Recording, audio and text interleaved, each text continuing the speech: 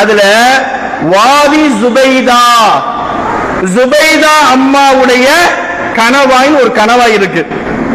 ரொம்ப தூரத்திலிருந்து மன்னர் ஹாரூன் ரஷீது பாதுஷாவுடைய மனைவி ஜுபைர் அம்மா சொன்னாங்களா, என்னுடைய கணவரே, என் அன்புக்கினியவரே, நான் ஹஜ்ஜுக்கு செல்லும் பொழுது ஹாஜிகள் எல்லாம் வெள்ள ஆடையிலே உட்கார்ந்து கொண்டிருக்கின்ற சமயத்தில் ஒய்யாரமான உச்சி மண்டையை பிறக்கக்கூடிய அந்த சூரியனுடைய வெப்பத்தை தாங்க முடியாமல் ஒவ்வொரு ஹாஜிகளும் கஷ்டப்பட்டு கொண்டிருக்கிறார்கள்.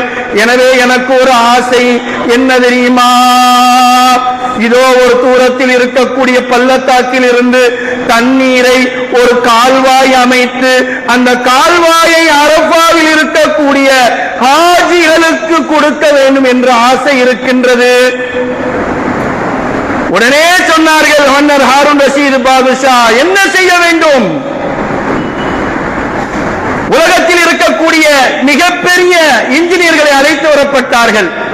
ஒரு தாய் நினைத்தால் அங்குள்ள ஹாஜிகள் இன்னைக்கு வரைக்கும் துவா செய்வாங்க அந்த சுபைர் அம்மாவுக்கு.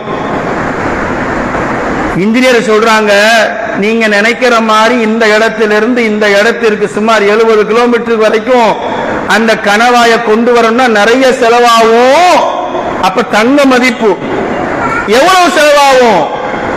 அவங்க சொன்னாங்க, அல்லாஹு அக்பர், 10 கிராம், 100 கிராம், 1000 கிராம் தங்கம், 10 பவுன், 100 பவுன், 1000 பவுன் தங்கம் ஆகுமா என்று கேட்கும் பொழுது, அன்புக்கினியவர்களே, கேட்க கேட்க தங்கத்தை அள்ளி கொடுத்து அள்ளி கொடுத்து அள்ளி கொடுத்து அவர்கள் செலவழித்த அந்த செலவு எவ்வளவு தெரியுமா? அந்த கணவாய்க்கு, நீங்க எல்லாம் ஹஜ் உம்ரா போறவங்க பாருங்க அந்த கணவாய. இப்ப தண்ணி வரல, ஆனா அப்ப தண்ணி வந்துச்சு. 35,000 கிலோ தங்கம். எத்தனை? 35,000 ரூபாய் இல்ல, 35,000 கோடி இல்ல, 35,000 டாலர் இல்ல, 35,000 கிலோ தங்கம். இன்னைக்கு 1 கிராம் தங்கமே 11,550 ரூபாய். 3 நாளைக்கு முன்னாடி 12,200 ரூபாய். அசர்த்தி, நீ அசரத்தில் தங்க கடை வச்சிருக்கியா?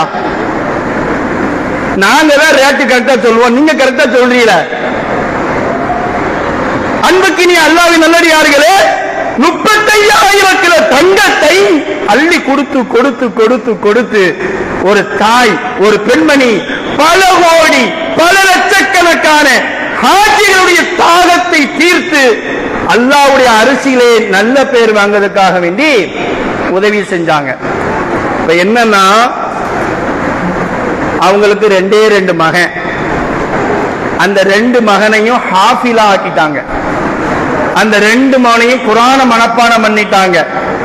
என் அன்புக்கினிய தாய்மார்களே, எத்தனை பேர் தன்னுடைய பிள்ளைகளை சரளமாக குர்ஆனை ஓத வைத்திருக்கிறீர்கள்?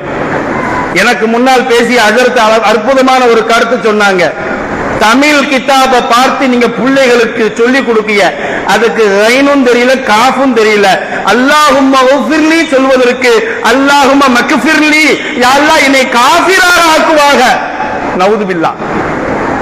இப்படி குழந்தைக்கு பார்த்து கூட ஓதுவதற்கு நம்ம டைம் கொடுக்கலையே. இந்த அம்மா ஜுபைதா அம்மா தன் 2 மகன்களையும் ஹாஃபிலாக ஆக்கினார்கள். ஆக்கிட்டு இறந்து போய் சில நாட்கள் கழித்து தன் 2 மகனுடைய கனவிலே வருகிறார்கள். அங்கதான் நம்ம யோசிக்கணும். நீங்களே சொல்லுங்களேன், ஒரு சின்ன ஒரு கொஸ்டின் தான். 35,000 கிலோ தங்கத்தை செலவழிச்சு தண்ணீர் ஏற்பாடு செஞ்சிருக்கிறாங்க அல்லாஹ்வுக்காண்டி. இவங்க மறுமையில எங்க இருப்பாங்க? சொர்க்கமா நரகமா? எல்லாரும் சொர்க்கம் சொல்றீங்க.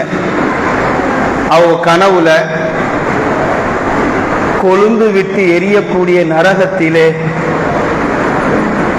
யா வலதி என்னுடைய மகனே, யா வலதி என்னுடைய மகனே, நான் நரகத்தினுடைய ஜுவாலையை அனுபவித்துக் கொண்டிருக்கிறேன், நான் நரகத்தினுடைய வெப்பத்தை அனுபவித்துக் கொண்டிருக்கிறேன் என்று சொல்கின்ற சமயத்தில் மகன்கள் கேட்டார்கள், தாயே, எங்களை நீங்கள் ஹாஃபிலாக உருவாக்கி இருக்கிறீர்கள். ஒரு ஹாஃபிலின் மூலமாக 10 பேர் சொர்க்கத்துக்கு போகலாம். நீங்கள் 35,000 கிலோ தங்கத்தை செலவழித்து அந்த கணவாயை ஏற்படுத்தி கொடுத்திருக்கீர்கள் ஹாஜிக்கு தண்ணி குடிக்க, நீங்க ஏன் இந்த நரகத்துக்கு போனீங்க?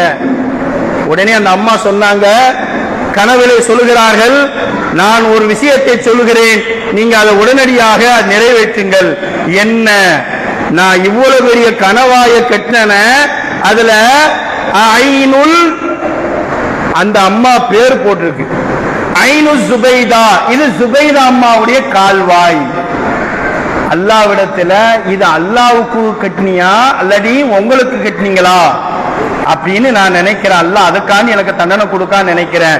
நீங்க உடனடியாக அந்த ஐனு சுபைதா என்ற வார்த்தையை உடனடியாக நீங்கள் இம்ஹு அழித்து விடுங்கள் என்று ஒரு தாய் கனவிலே சொன்ன பிறகு மறுநாள் இரு மகன்களும் மன்னர் ஹாரூன் ரஷீதா பாஷாவுடைய மகன்கள் உடனடியாக சென்று அந்த கல்லை அப்படியே அகற்றினார்கள் என்று வரலாறு கூறுகிறது. என்று சொன்னால் ஒரு தாயினுடைய இஹ்லாஸ் என்ன தெரியுமா? எவ்வளவுதான் பிள்ளைக்கு அள்ளி கொடுத்தாலும் சரி, கணவருக்கு செய்தாலும் சரி, சொல்லி காட்டாமல் இருப்பதை தான் அல்லாஹ் ரசூல் விரும்புறாங்க. ஆனா சொல்லி காட்டாம இருக்க முடியாது, அது இயற்கை குணம். ரசூல் ஸல்லல்லாஹு அலைஹி வஸல்லம் சொன்னாங்க, உங்க மனைவிமார்களுக்கு நீங்க எல்லாத்தான் அள்ளி கொடுத்தாலும் சரி, வருஷம் வருஷம் 2 பட்டு புடவை, ஒவ்வொரு மாசமும் ஆடி தள்ளுபடிக்கு பட்டு போடுவேன், எல்லாத்தையும் வாங்கி கொடுத்து அவங்க வாங்கி பீரோல வச்சு இடமில்லாம ஃப்ரிட்ஜுக்குள்ளலாம் வைப்பாங்க, இடமில்லாம ஃப்ரிட்ஜுக்குள்ளலாம் வைப்பாங்க. வச்சுட்டு ஏதாவது ஒரு பிரச்சனை வந்துச்சுன்னா, என்னத்தை வாங்கி தந்துட்டிய? இதே எங்க வாப்பாவா இருந்தா என்னெல்லாம் கேட்டதெல்லாம் வாங்கி தருவார் தெரியுமா? நீங்க என்னத்தை வாங்கி தந்து கிழிச்சிட்டிய? இந்த ஊரை சொல்லல, நான் வெளியே போன வெளியூரை சொல்றேன். உடனே அவன் சொல்லுவான், உங்க வாப்பாட்ட நீ 5 ரூபாய் சைடு ஊசி, 5 ரூபாய் லப்பர் பாயிண்ட், 10 ரூபாய்க்கு அது சடமாட்டி, எல்லாம் 100 ரூபாய்க்கு தான் கேட்பானே. ஏன்டா அப்படியாமா கேட்கிற? தங்கத்தோடு, வைர நெக்லஸ், தங்க வளையல் எப்படிமா மாசம் மாசம் வாங்கி கொடுக்க முடியும்? பெருமானார் சொன்னார்கள், நீங்கள் எப்படினாலும் மனைவியை திருப்திப்படுத்த முடியாது. ஏனென்றால் அவர்கள் இந்த குறுக்கு எலும்பு வளைந்த எலும்பிலிருந்து படைக்கப்பட்டிருக்கிறார்கள். ஆனால் அவர்களிடத்திலே நீங்கள் அவர்களுடைய குணத்துக்கு தகுந்தார் போல் நடந்து கொள்ள வேண்டும். எங்க கோபம் இருக்கிறதோ அங்கதான் குணம் இருக்கும். அதனால தாய்மார்கள்ட்ட அதிக குணங்கள் இருக்கும் என்று நபிகள் நாயகம் ஸல்லல்லாஹு அலைஹி வஸல்லம் அவர்கள் சொன்னார்கள்.